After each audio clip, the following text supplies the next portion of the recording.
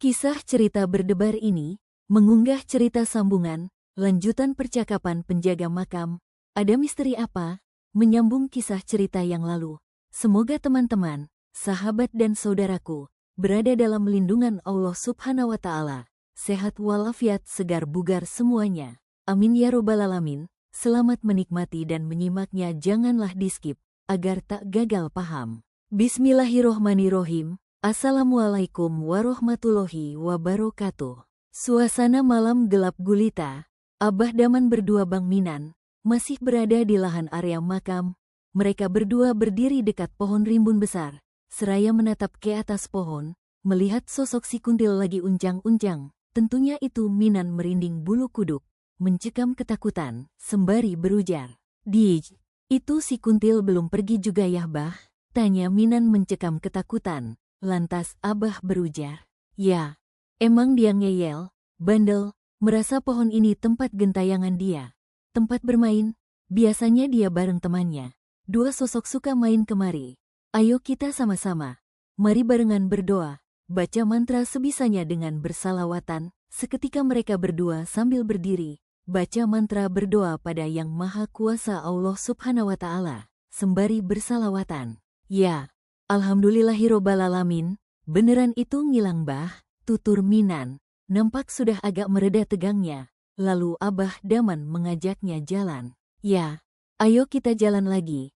Kalau tadi kita lari pergi, terkadang dia demenan sama yang penakut. Dia suka ngikutin terus," begitu tutur si Abah.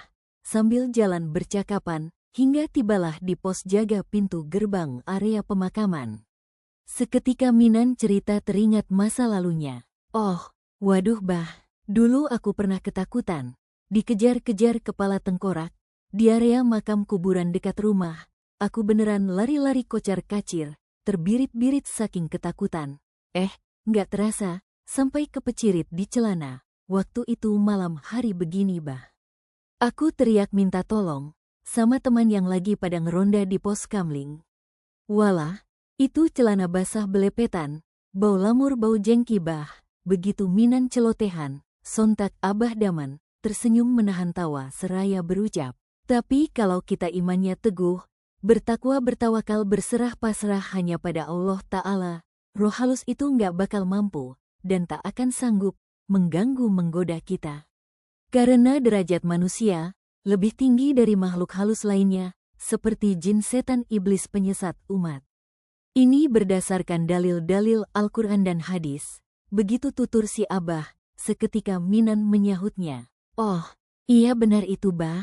Tapi ini area makam begitu luas, bermisteri juga ya bah.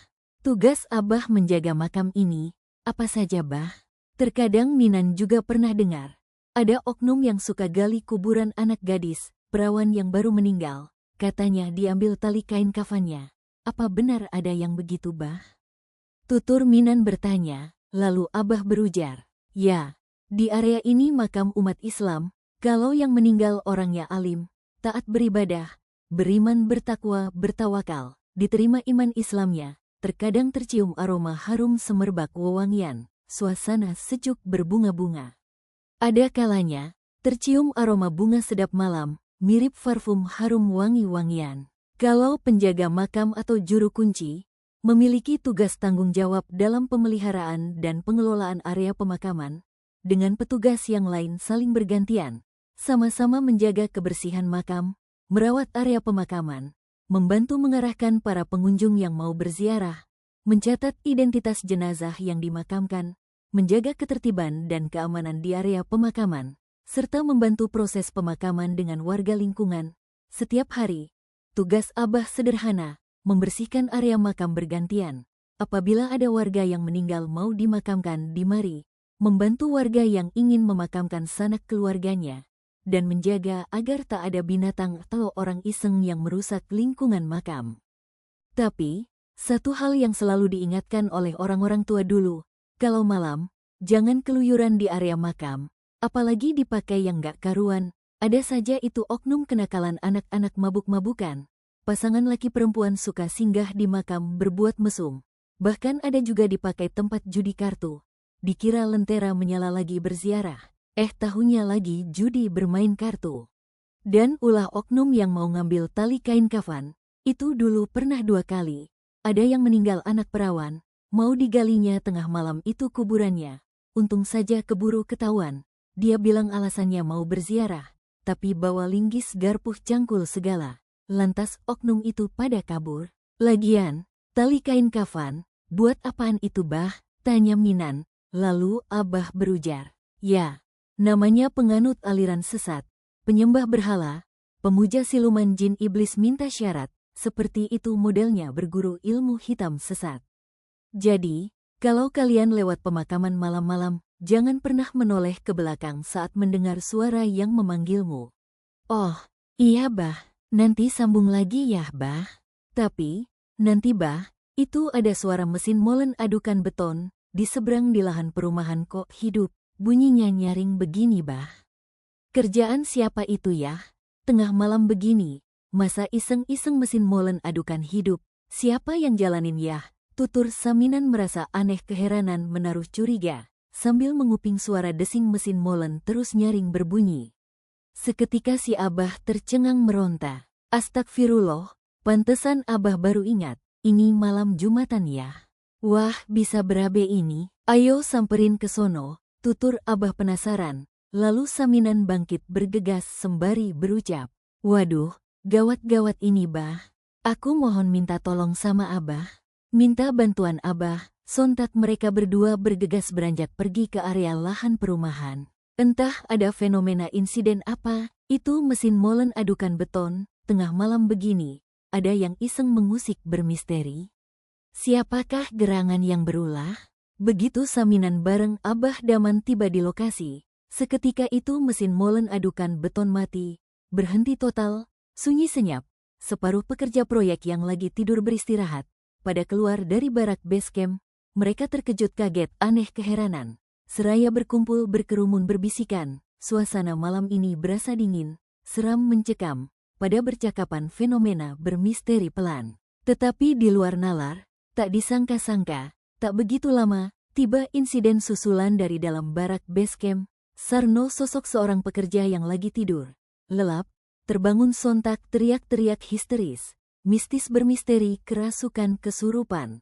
Ngamuk-ngamuk tak sadarkan diri. Meronta-ronta raut mukanya beda. Berubah sangar sambil ngecaprak ngecamplung. Lantas mengancam, minta yang aneh-aneh. Minta darah, minta nyawa orang pekerja. Katanya itu siluman tak terima. Pohon-pohon tempat bermain dia dirusak pada ditebang. Merasa diganggunya. Barusan tempatnya dia di makam diusik sama si juru kunci bareng si Mandor. Itu si Mandor, awas lu. Gua cekik lu. Tak lama kemudian, itu si Rohim pekerja juga lagi berdiri. Tiba-tiba oleng sempoyongan gak karuan. Matanya mendelik dia nampak gemeteran. Ketempelan ikutan kerasukan. Ngamuk-ngamuk tenaganya kuat sekali.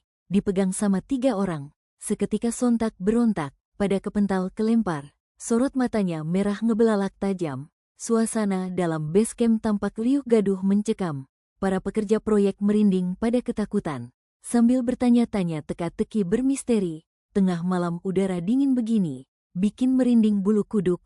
Abah Daman nampaknya kewalahan, menahan amukan 2 orang yang kerasukan, kesurupan siluman, pada ngecaprak minta darah manusia. Minta kepala kebau bertanduk dengan 3 kepala kambing bertanduk, minta rokok, kopi pahit segala. Raut muka tatapan sorot matanya berubah seram menakutkan, pada ngecaprak meminta syarat yang aneh-aneh. Kelihatannya itu Abah Daman sudah tak tahan. Kerepotan berhadapan dengan 2 sosok siluman, yang lagi mengamuk. Minan bareng dengan teman pekerja yang lainnya nampak kebingungan. Akhirnya Bang Minan bareng Abah Daman bergegas pakai sepeda motor satset boncengan, beranjak pergi, infonya mau ngejemput Pak Ustadz. Lantas apa kata Kamran seorang pekerja proyek, yang merasa geram, melihat ulah permintaan siluman. Waduh, itu siluman sableng, dasar tengik, beneran koplak. Itu permintaannya aneh-aneh, minta ini minta itu, emangnya apaan? Walah, sekalian saja bro, minta nasi padang, es cendol, es jeruk, kelapa kopior, seblak sayur, semur jengkol, biar baunya anyep. Hi, aneh tapi nyata, dasar otak siluman on. Kasihan itu si Rohim, lemas kelelahan, ditempel roh siluman dongo, dijadikan media siluman somplak. Duh, kagak tega gua melihat si Rohim. Dia tak berdaya lelah lemas, kasihan, begitu tutur Kamran. Meluap lantang geram emosi, mendengar banyak minta syarat, permintaan ini dan itu dari siluman yang nempel di badan Rohim. Tampaknya Kamran penasaran, jalan melangkah ke arah Sarno. Begitu dilihatnya itu Sarno kelelahan, matanya melotot mendelik, tak henti-henti itu siluman ngecaprak, ketawa lalu ngecaprak ngecamplung minta syarat juga. Seketika Kamran tambah marah, semakin kesal emosi, mendengar siluman banyak minta syarat, lantas Kamran berujar, "Astaga, ini lagi siluman Sontoloyo, beneran konyol, yang nempel di badan Sarno. Hi, dasar kurang ajar," ngecaprak ketawa ngecaprak lagi. Itu siluman minta syarat aneh-aneh, segala minta ayam cemani, minta kembang 7 rupa, minta dupa, minta nyawa manusia, minta kopi pahit rokok segala. Apa-apaan ini? Gua aja hidup susah begini, kuli bangunan. Malah itu siluman edan, malam-malam begini, banyak minta syarat kagak masuk di akal. Widih, sekalian aja lu, minta rebus bakiak, minta martabak telur gajah, sop tulang beton, susu topi miring, dasar siluman edan. Entar gua sumpel juga loh. Duh, kasihan itu Sarno, dikerjain sama siluman koplak. Pokoknya entar gua mau bilang sama Pak Ustadz, siluman sableng minta syarat apa saja, jangan dikasih. Hidup lagi susah begini, minta ini minta itu, enak saja dia. Gua juga kuli bangunan, beneran berasa susah cari duit. Dasar siluman edan mau enaknya saja, minta syarat ini itu, begitu tutur Kamran, kian geram berujar, gara-gara mendengar ulah siluman, ngecaprak banyak tuntutan. Minta syarat yang aneh-aneh. Kelihatannya, ini saminan bareng Abah Daman, yang lagi ngejemput Pak Ustadz, belum juga datang. Suasana di dalam base camp, tengah malam ini terasa seram tegang mencekam, para pekerja proyek ikutan begadang. Sebagian merinding ketakutan, melawan rasa suntuk mengantuk, pening pusing kepala keleyengan, seraya mereka berbisikan. Duh, gimana ini? Mandor sama si Abah belum datang juga? Itu Sarno sama Rohim kasihan. Begitu keluh kesah curhatan mereka. Seketika Kamran dengar keluhan itu, sontak Kamran berujar, "Makanya lu semua, tingkatkan beribadah, sholat wajib jangan ditinggal. Lalu sehabis maghriban, adakan pengajian lantas berdoa barengan, memohon doa restu orang tua, berdoa meminta kebaikan, keselamatan, kemudahan segala urusan, kepada Yang Maha Kuasa Allah wa Ta'ala, terhindar dari bisikan godaan jin dan setan yang menyesatkan. Lagian kita juga bisa buat mengusir jin setan siluman iblis semacam ini. Ayo kalian semuanya, sekarang mengambil air buat berwudu dulu, lalu kita berdoa barengan, sebisanya sambil menunggu Pak Ustadz, sekalian bersalawatan." Itu kasihan Sarno sama si Rohim diperolok-olok siluman jahanam penyesat umat. Semoga cerita berdebar ini dapat menghibur dan bermanfaat mengedukasi bagi kita semua, terinspirasi pesan moral, menyajikan kisah cerita horor, seru menarik bermisteri, menjadikan bahan perhatian bersama. Terima kasih sudah menonton. Jangan lupa like, share, komen, dan subscribe sampai jumpa di kisah cerita horor selanjutnya. Yang lebih seru dan menarik lagi serta menghibur, selamat bahagia semuanya. Wassalam.